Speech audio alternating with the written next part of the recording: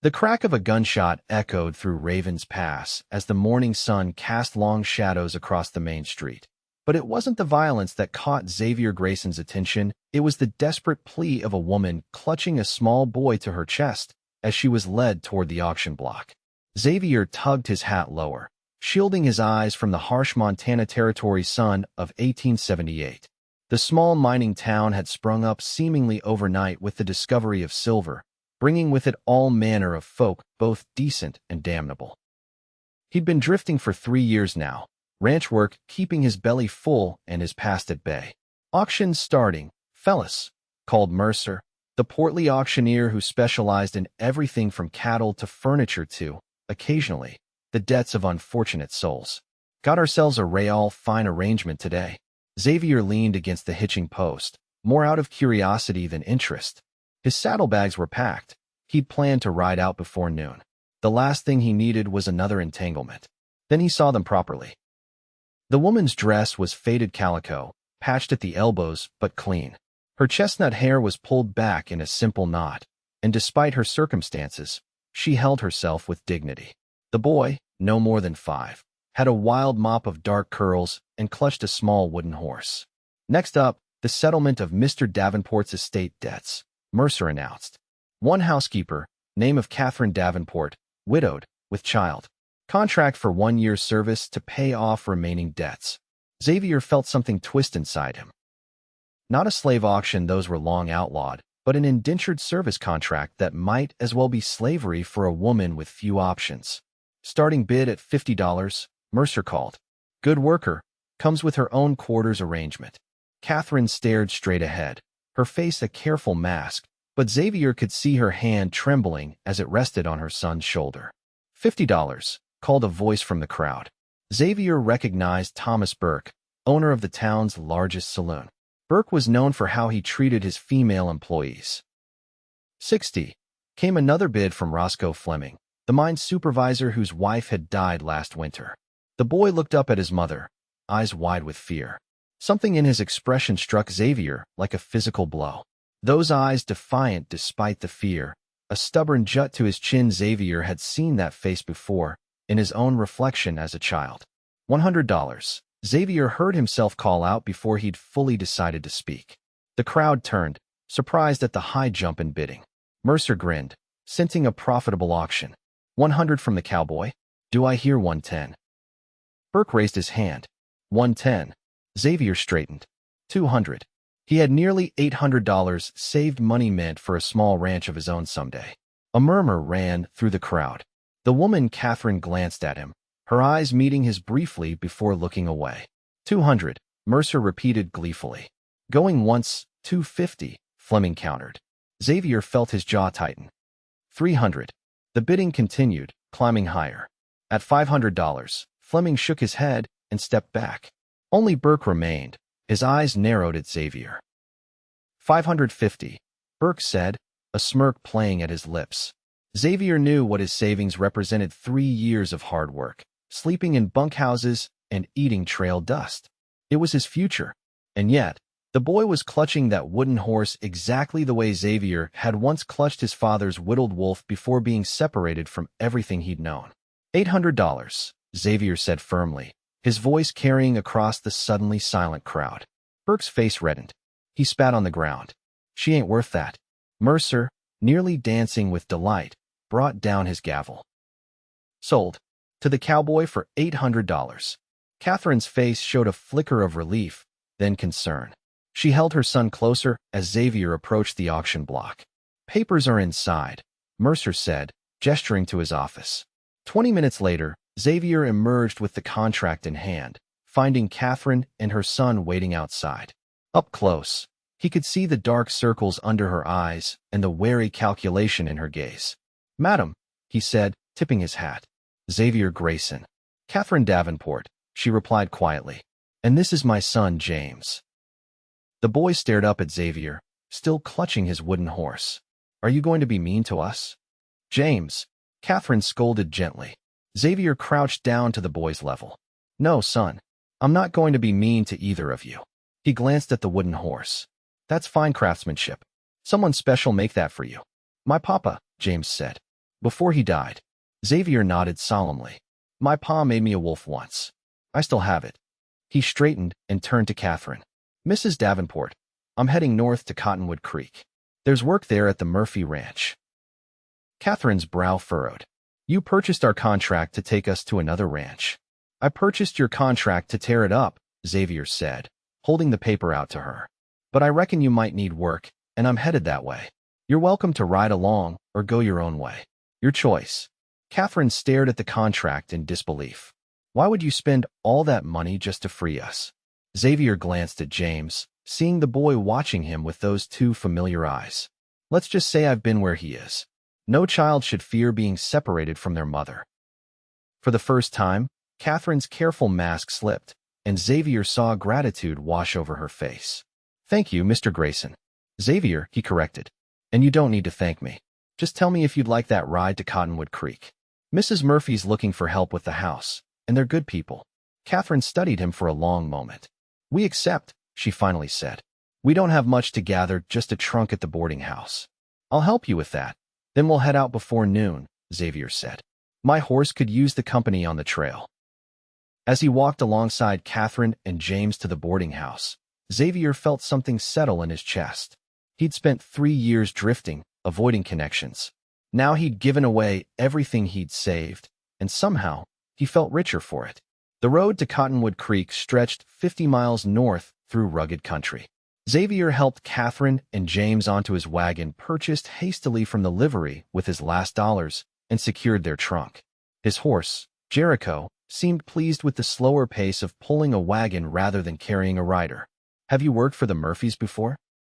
Catherine asked as they left town, James dozing against her side. 2 seasons, Xavier replied. Hank Murphy's straight as an arrow, and his wife Ellie treats her workers fair. Their son Charlie's about James's age. Might be nice for him to have a friend. Catherine nodded, gazing at the distant mountains. James hasn't had many friends. After my husband died, people changed toward us. The debt wasn't even ours. Richard's brother forged his signature on loans. Xavier's hands tightened on the reins. That's a cruel hand to be dealt. Life often is, Catherine said softly. But you're proof that kindness still exists, Mr. Grayson. Xavier, he reminded her. She smiled slightly. Xavier. They made camp that evening by a small stream. Xavier built a fire and prepared a simple meal of beans and bacon. James, now wide awake, watched his every move with fascination. Have you always been a cowboy? The boy asked. Xavier chuckled. Not always. I grew up in an orphanage in St. Louis until I was about 12. Then I ran away, found work with cattle drives. Been doing that kind of work ever since. You didn't have a mama and papa? James asked, his eyes widening. James, Catherine admonished gently. That's personal. It's all right, Xavier said. No, I didn't have parents around, James. My mother died when I was born, and my father. He paused. Well, he had his troubles. But I made my way. Later, after James had fallen asleep beside the fire, Catherine joined Xavier as he sat keeping watch. You didn't have to share that with him, she said. Xavier shrugged. Children understand more than we give them credit for. And it's the truth. Is that why you helped us? Because you were orphaned? Xavier stared into the flames. When I was 6, a couple came to the orphanage looking to adopt. They chose me, took me home. I thought I'd found a family. He prodded the fire with a stick. 6 months later, they brought me back. Said I wasn't what they expected. The truth was, the man drank, and I reminded him too much of his failures. Catherine's hand briefly touched his arm. I'm sorry. After that, I stopped hoping for a family. But when I saw James today, Xavier shook his head. No child should have that hope taken away. You're a good man, Xavier Grayson. He looked at her then, really looked at her. In the firelight, with her guard down, Catherine Davenport was beautiful not in the painted way of saloon girls, but with a quiet strength that made something in his chest ache. I'm just a man trying to do right, he said. The journey continued for 3 more days. Each night, Xavier taught James how to build a proper fire, how to recognize animal tracks, how to whistle through a blade of grass. The boys soaked up the attention, blossoming before their eyes. Catherine watched them together, something warm and cautious growing in her heart. On the afternoon of the 4th day, the Murphy Ranch came into view, a sturdy 2-story house, a large barn, and several outbuildings spread across rolling grassland. It's beautiful, Catherine breathed. Xavier nodded. Good land, good water. Murphys have worked hard for it. Ellie Murphy greeted them warmly on the porch, her gray-streaked hair pulled back in a practical bun. Her husband Hank, a tall man with a weathered face, shook Xavier's hand firmly. Good to see you back, Grayson, he said. Charlie's been asking when you'd return to teach him more rope tricks. It's good to be back, Xavier replied. I've brought Mrs. Davenport and her son James. I mentioned in my letter that she's looking for work. Ellie's kind eyes assessed Catherine. You've come at the perfect time. I've been needing help with the house, especially with Roundup coming. And your boy will be company for Charlie. Catherine curtsied slightly. I'm a hard worker, Mrs. Murphy. I'm grateful for the opportunity. None of that Mrs. Murphy business. I'm Ellie, she said, putting an arm around Catherine's shoulders. Come inside and we'll get you settled. As the women and James went into the house, Hank gave Xavier a knowing look. You went to Raven's Pass for supplies and came back with a woman and child. There's a story there. Xavier sighed. She was being auctioned off to cover her late husband's debts. The boy reminded me of myself. Hank nodded slowly. So you paid her debt? All of it? The savings you were putting aside for your own place? Xavier shrugged. There'll be other chances. Hank clapped him on the shoulder. You're a better man than most, Grayson. Your bunk in the Hands' quarters is waiting, and there's plenty of work to be done before the cattle drive. In the weeks that followed, they fell into a rhythm. Xavier worked from sunrise to sunset, mending fences, breaking horses, and preparing for the upcoming cattle drive. Catherine proved herself invaluable to Ellie, taking over the cooking and much of the household management. James and Charlie became inseparable, running wild across the ranch under the watchful eyes of the adults. Xavier found himself lingering at the main house in the evenings, first just for Catherine's cooking, then for her company. She had a quiet wit that surprised him, and knowledge of books and music he'd never been exposed to. My father was a schoolteacher, she explained one evening as they sat on the porch, watching the boys chase fireflies. He believed a woman should be educated just as thoroughly as a man. He was right, Xavier said. My education was mostly learning how not to get trampled by cattle. Catherine laughed, the sound like water over stones. You underestimate yourself.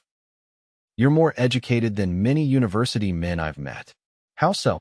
You know how to read the land, the sky, the animals. You understand people's hearts. She glanced at him. You saw James for who he is, not as a burden. Something passed between them then, a current of understanding that made Xavier's heart beat faster. But he remembered his place. He was a hired hand, and she was a lady fallen on hard times. He wouldn't take advantage. The cattle drive was set to begin in early June. 2 nights before departure, a storm rolled in from the west, bringing torrential rain and wind that howled like banshees through the eaves. Xavier was checking the barn when he heard a scream from the main house. He ran through the downpour, bursting through the door to find Catherine standing on a chair, while James and Charlie huddled wide-eyed on the table. What's happened? He demanded. Rattlesnake, Catherine said shakily, pointing to a corner where a large rattler had sought shelter from the storm. Xavier moved slowly, removing his belt. With practiced motions, he managed to pin the snake's head and secure it. I'll take this fellow far from the house, he said, heading back into the rain. When he returned, soaked to the skin, Catherine was waiting with a towel and a cup of hot coffee. The boys are asleep, she said. That was very brave. Xavier shrugged, accepting the towel. Just practical. Didn't want anyone getting hurt. You're always protecting us, Catherine said softly. From the auction block to rattlesnakes. Their eyes met, and Xavier felt the air change between them. Catherine stepped closer, taking the coffee cup from his hands and setting it aside. I've never properly thanked you, she whispered. You don't owe me anything, Xavier said, his voice rougher than intended. It's not about owing. Catherine's hand rested lightly on his chest. It's about feeling. The kiss was gentle at first, hesitant, but quickly deepened with months of unspoken longing. Xavier's arms encircled her waist, drawing her closer as the storm raged outside. When they parted, both breathing heavily, Xavier rested his forehead against hers. I've wanted to do that since Cottonwood Creek came into view. Catherine smiled. I've wanted you to since you crouched down to speak to James at the auction block. The cattle drive would take Xavier away for nearly 2 months. The night before his departure, he sat with Catherine on the porch swing, her hand in his. "I'll be back," he promised. "And when I return." He hesitated. "Yes," Catherine prompted. "When I return, I'd like to court you properly. If you'll have me." Catherine's smile was radiant in the lantern light. "I believe I would like that very much, Xavier Grayson." The cattle drive was arduous, long days in the saddle, short nights of fitful sleep, and the constant vigilance required to move 2,000 head of cattle to the railhead in Kansas. Xavier found himself thinking of Catherine and James during the quiet moments, wondering if he'd finally found what he'd stopped looking for long ago, a family. On the trail, he befriended another cowhand named Marcus, who'd left his own family in Texas to earn money. "Got 3 little ones at home," Marcus told him one night by the fire. "Missed them something fierce, but this work pays better than anything near home." "I might have a family waiting when I get back," Xavier admitted, surprising himself with the declaration. Marcus grinned. "That's so? The widow and her boy that Hank mentioned?" Xavier nodded. "Never thought I'd find someone. Or want to. Life has a way of giving you what you need, not what you think you want," Marcus said, poking at the fire. "My Lily was the daughter of my pa's worst enemy. Now look at us, 3 kids later." The drive reached the railhead on schedule, the cattle fetching a good price that meant substantial wages for all the hands. Xavier purchased gifts before heading back: a silver locket for Catherine and a hand-carved set of wooden soldiers for James. The return journey seemed twice as long, anticipation making each mile stretch endlessly. When they finally crested the hill overlooking the Murphy Ranch in late August, Xavier spurred his horse ahead of the others. He saw James first, playing in the yard. The boy looked up, shielded his eyes against the sun, then broke into a run. "Xavier's back. Mama, Xavier's back." Catherine emerged from the house, wiping her hands on her apron. She stood frozen for a moment, then lifted her skirts and ran toward him. Xavier dismounted in time to catch James as the boy launched himself forward. He swung him high, laughing, then set him down as Catherine reached them. "Welcome home," she said, her eyes shining. "Home." The word resonated in Xavier's chest as he pulled her into an embrace. That evening, after James had fallen asleep clutching his new wooden soldiers, Xavier and Catherine walked under a canopy of stars. "The ranch did well this season," Xavier said. "Hank's offered me a permanent position as foreman." Catherine squeezed his hand. "That's wonderful news." "There's more," Xavier continued. "There's a small parcel of land adjoining the ranch that Hank's willing to sell me. Nothing fancy, just 20 acres with a creek running through it. Enough for a house and some horses." Catherine stopped walking, turning to face him. "Xavier, what are you saying?" In the moonlight, Xavier dropped to one knee, taking both her hands in his. "Catherine Davenport, I've spent my life believing I wasn't meant for a family.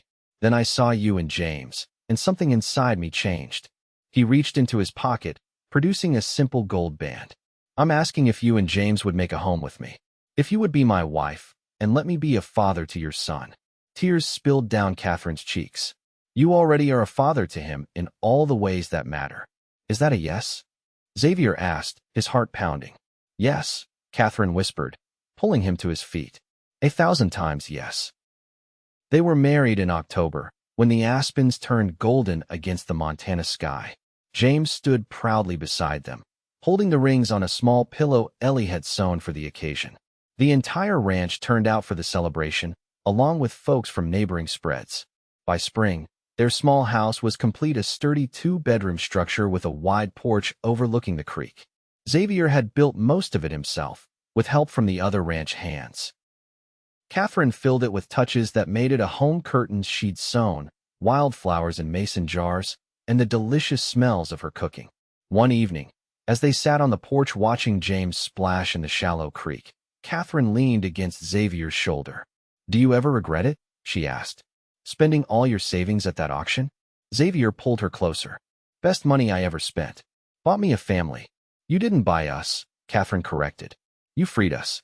"And in doing so, freed myself," Xavier said, kissing the top of her head. James came running up, soaking wet and grinning. "Look what I found." He held up a perfect arrowhead, his face alight with discovery. "That's a treasure," Xavier said, examining it seriously. The people who lived here long before us used those to hunt. Can I keep it? James asked. Of course, Catherine said. We'll find a special place for it. As James ran back to the creek, Catherine took Xavier's hand and placed it on her stomach. We'll need to make room for more treasures soon, she said softly. Xavier's eyes widened. You're certain? Catherine nodded, her smile luminous. Dr.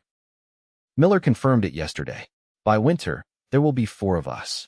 Xavier gathered her in his arms, his heart too full for words. From the creek, James called for them to watch as he skipped stones across the water. Hand in hand, they walked down to join him. As the sun set behind the mountains, casting long shadows across their land, Xavier Grayson reflected on the journey that had brought him here. From a lonely orphan to a drifting cowboy to a husband and father. All because he'd recognized himself in a little boy's eyes on an auction block and had been brave enough to bid everything he had. Some would call it chance or fate.